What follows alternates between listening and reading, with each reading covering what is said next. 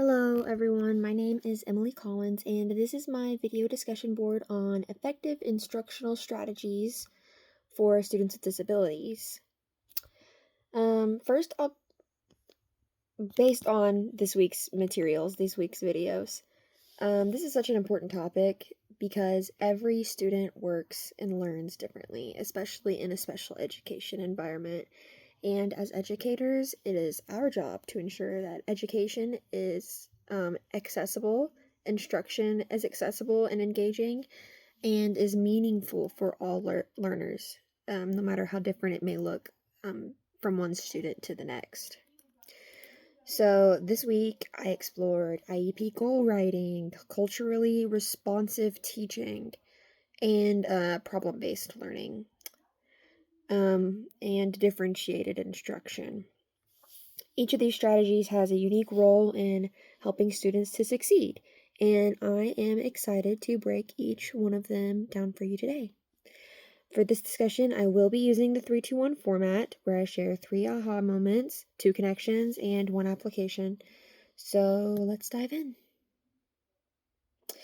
Okay, first, my 3 aha moments. Number 1, IEP goals must be measurable and meaningful. One of my biggest takeaways from the IEP goal writing video was the importance of clear and measurable goals. This example about John tiling the sink really stuck with me. Technically, he meant the goal, but the outcome, technically, he met the goal, but the outcome wasn't what was expected at all. And that made me realize how important it is to be specific when you're writing IEP goals. Avoid generic goals because, again, each student is different and will have a different experience and different level of ability. When I worked with a student before in a school environment who was struggling with reading fluency, his IEP stated, and of course I'm going to use a fake name, Johnny will improve in reading. That goal wasn't useful because we couldn't really track progress on that. Once it was changed to Johnny will read 50 words per minute with 90% accuracy by the end of the semester, it became more clear and easier to measure, and we had a clear way of knowing when that goal was actually met. The new goal was measurable, meaningful, and gave both his teacher and the student and his parents a clearer target to help Johnny work towards. My second aha moment was culturally responsive teaching is more than just representation. The Edutopia video on culturally responsive teaching helped me to realize that this approach isn't just about diverse books or celebrating Hanukkah and Christmas in your classroom. It's about understanding the students' backgrounds and incorporating their experiences into your instruction. So, it made me think of this time I was working with a bilingual student who, rarely saw books, especially in an educational setting that reflected his culture. He wasn't engaged in reading until we introduced a story that it was actually like a series that had a main character with a similar background as he did. His attitude toward reading really changed because finally he had some material that he related to. Students feel more connected to learning when they see themselves in the curriculum. Problem-based learning teaches real-world skills. That was my third aha moment. Before this week, I kind of thought of problem-based learning as just another name for project-based learning, but I kind of thought that those two terms or phrases were a bit interchangeable, but I learned that PBL focuses on the problem-solving process and not just the final product. That is such an important concept, especially in a special education environment. I even have a t-shirt on it that says progress isn't linear, and I've got a cute squiggly rainbow on it. So yes, progress over final product. One example from the video of this that stood out to me was how kindergartners investigated invasive insects in their school garden. I love that even young students can engage in critical thinking when given real world challenges. Most concepts like this can be modified or changed to fit any intellectual capacity and any age. This reminded me, I hope in my internship this semester I can see more firsthand experiences of how PBL increases engagement, since it helps students feel like their learning has real purpose. On to my two connections. My first connection was a connection to UDL, Universal Design for Learning. Universal Design for Learning comes up consistently in most of the classes that I have taken over the last couple of years, so it was only natural, it seemed, to make a connection to this.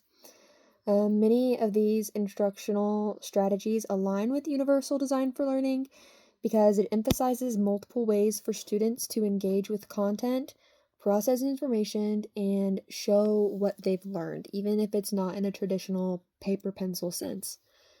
For example, differentiated instructions helps teachers to adjust lessons based on their students' strengths, on their interest, and on their needs. If a student with dyslexia struggles with traditional reading, they can listen to an audiobook or use text-to-speech software instead. If the school has enough paras available, they might even get a human reader most of the time. Similarly, PBL allows students to approach problems in their own way. Some might create a presentation, while others might write reports or build a model. The most important thing is, especially in an special education environment, is being able to see and to confirm that a child understands the concept, even if the way that they're showing it is not traditional. Like allowing a student to build a model instead of writing a report. That would be a great modification. The second connection that I made is connecting my own field work with students who have learning disabilities. So, like, during my field work, I've worked with a couple of students who have had severe test anxiety. One in particular knew the material but struggled to complete traditional written test. He had issues with anxiety and written expression. I think his issues with written expression is what caused the anxiety. But anyways, his teacher differentiated the assessment by allowing him to explain his answers to me verbally. This small change made a huge difference in his confidence and in his performance. And a lot of teachers also who I have worked with don't feel comfortable with differentiating instruction in this way because they feel like that student is getting out of the work. The point of that test was not to gauge a student's ability to write. It was based on their knowledge of their comprehension of the material. So it's important to, when you're working with students with disabilities, to make sure that their general ed teacher is focused on understanding what their tests, what their work is looking to accomplish, and letting them know that it's okay to make accommodations or modifications for students who have disabilities. And that aligns with what I learned about differentiated instruction today when watching the videos for this chapter, especially varying assessments to give students multiple ways to demonstrate their knowledge. It doesn't mean you're lowering expectations, it means that you're just removing barriers so that all students can succeed. Okay, so up next, I've got my one application. In my future classroom, I will use these strategies to ensure that each student has access to meaningful learning experiences. And here's how I plan to do that. Number 1, with IEP goal writing. I'll make sure that my IEP goals are specific and measurable and that they are tailored to individual needs. Instead of writing vague, generic goals, I'll write goals and objectives that can actually be tracked and adjusted as needed as that child grows and progresses. I'll make sure I'm practicing culturally responsive teaching.